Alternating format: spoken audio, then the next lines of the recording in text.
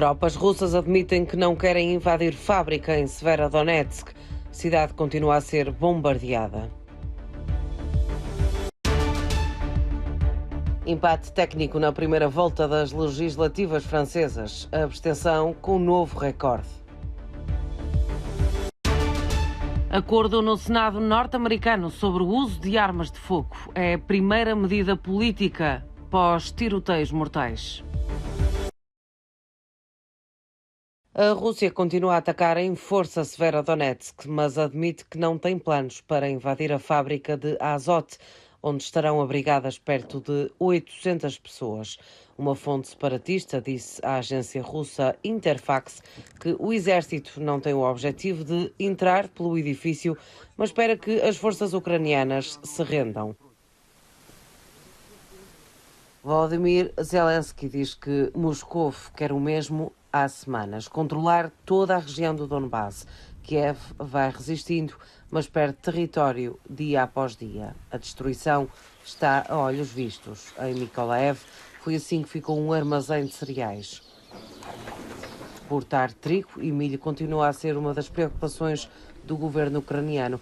O ministro dos Negócios Estrangeiros disse este domingo que a Ucrânia criou 2 rotas com a Polónia e com a Roménia para ajudar a retirar cereais que estão bloqueados nos portos do Mar Negro. Em Mariupol, as tropas russas colocaram bandeiras da Federação por toda a cidade para comemorar o Dia Nacional da Rússia.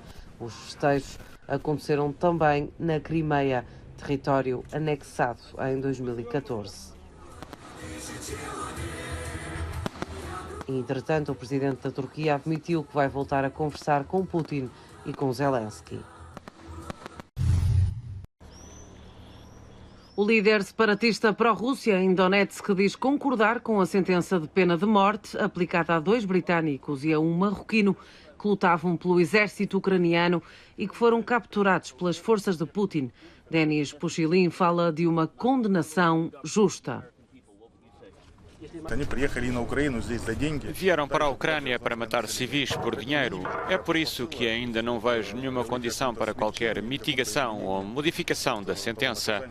É uma punição perfeitamente justa para os 3.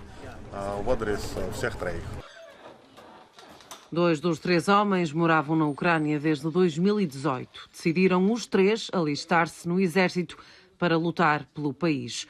As Nações Unidas pedem a libertação dos soldados detidos pelos separatistas pró-Rússia em maio. Foram condenados à pena de morte.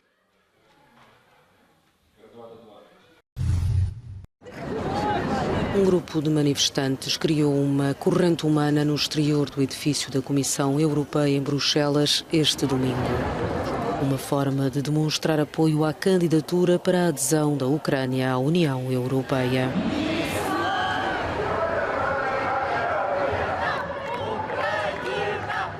A União Europeia ficará definitivamente mais forte com a Ucrânia porque é um país que tem muito a oferecer à União Europeia em termos de produtos alimentares, em termos de indústria. Outra organizadora dizia que estão na vanguarda e que os Estados-membros relutantes em conceder à Ucrânia este estatuto devem compreender que se a Ucrânia não entrar, a UE e muitos Estados-membros estarão sob ameaça. Representantes ucranianos fizeram vários apelos nas últimas semanas para que o seu país seja designado candidato à adesão, uma iniciativa que aproximaria esta nação devastada por uma guerra provocada pela Rússia ao bloco forte europeu, ainda que não garanta a sua admissão.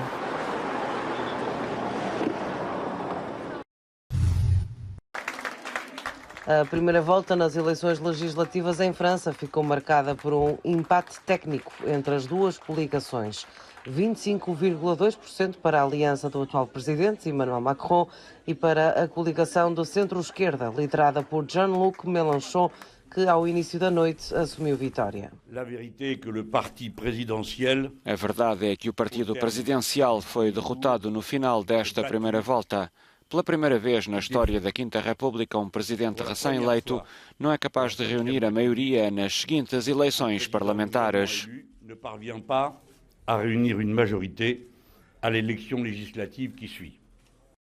Os resultados desta noite empurram os eleitores novamente para as urnas para uma segunda volta. Emmanuel Macron vê em risco a maioria absoluta, mesmo assim deverá obter a maior parte dos assentos no Parlamento, mas menos do que há 5 anos. O governo pediu aos franceses que votem na segunda volta, que acontece a 19 de junho.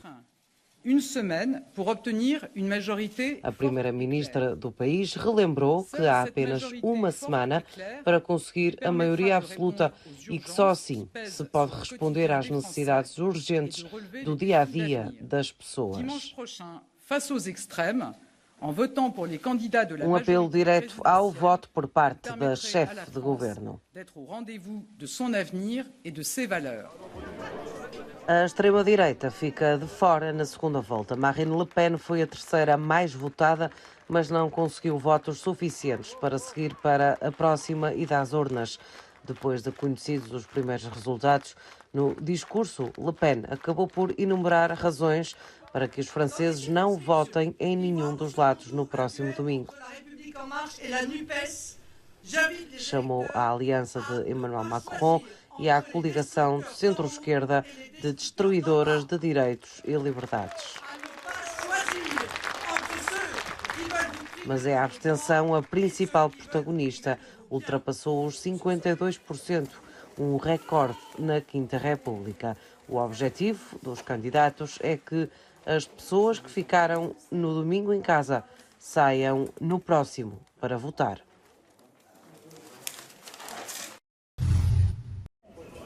Em Itália, 9 milhões de eleitores foram chamados às urnas este domingo para as eleições autárquicas parciais em cerca de 1000 municípios. Nas cidades-chave Génova e Palermo, prevê-se, de acordo com as projeções, uma vitória da direita já na primeira volta.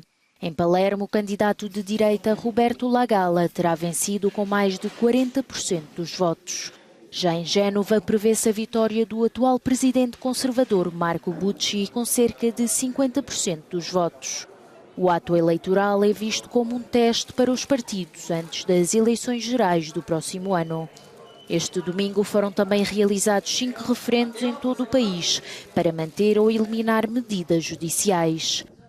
Para serem válidos, tinham de ter uma participação de mais de 50% dos eleitores elegíveis, mas, segundo a televisão pública italiana, tiveram entre 19% e 23%. Democratas e republicanos chegaram a um acordo nos Estados Unidos sobre a lei do uso de armas de fogo. A proposta prevê mais investimento na saúde mental, nas escolas e mais restrições a quem compra armas. É o primeiro passo que se dá no controle do uso de armas nos Estados Unidos depois dos inúmeros tiroteios dos últimos meses. Uma resposta aquém daquela que Joe Biden defendia. Mesmo assim, o presidente norte-americano agradeceu no Twitter ao senador democrata Chris Murphy, que dirigiu a proposta que milhares de pessoas esperavam ser aprovada. O documento diz que jovens com menos de 21 anos só podem comprar armas de fogo depois de avaliados psicologicamente e de uma verificação de antecedentes criminais por parte das autoridades. Além disso, o acordo diz também que a polícia poderá confiscar temporariamente a arma a quem tem um historial de agressor de violência doméstica. O chamado acordo bipartidário deverá tornar-se lei ainda este mês. O consenso chegou no fim de semana, onde milhares de pessoas voltaram a sair às ruas para pedir uma lei mais apertada. A Cimeira das Américas, que teve lugar em Los Angeles, terminou com um acordo para conter a crise migratória que tem vindo a assolar o continente nos últimos anos. A Declaração de Los Angeles sobre migração e proteção junta 20 países americanos, entre os quais os Estados Unidos da América, o Brasil e o México, que se comprometeram a reforçar e expandir as rotas migratórias legais. Sabemos que a migração segura, ordenada e legal é boa para as nossas economias, mas temos de acabar com as formas perigosas e ilegais de migração. A migração ilegal não é aceitável. Os Estados Unidos da América irão receber 20 mil refugiados vindos da América Latina nos próximos 2 anos, o que, segundo o executivo norte-americano, é 3 vezes mais do que o número recebido este ano. O Canadá, por exemplo, também já reafirmou que planeia receber mais de 50 mil trabalhadores agrícolas, vindos do México, Guatemala e Caraíbas, ainda este ano.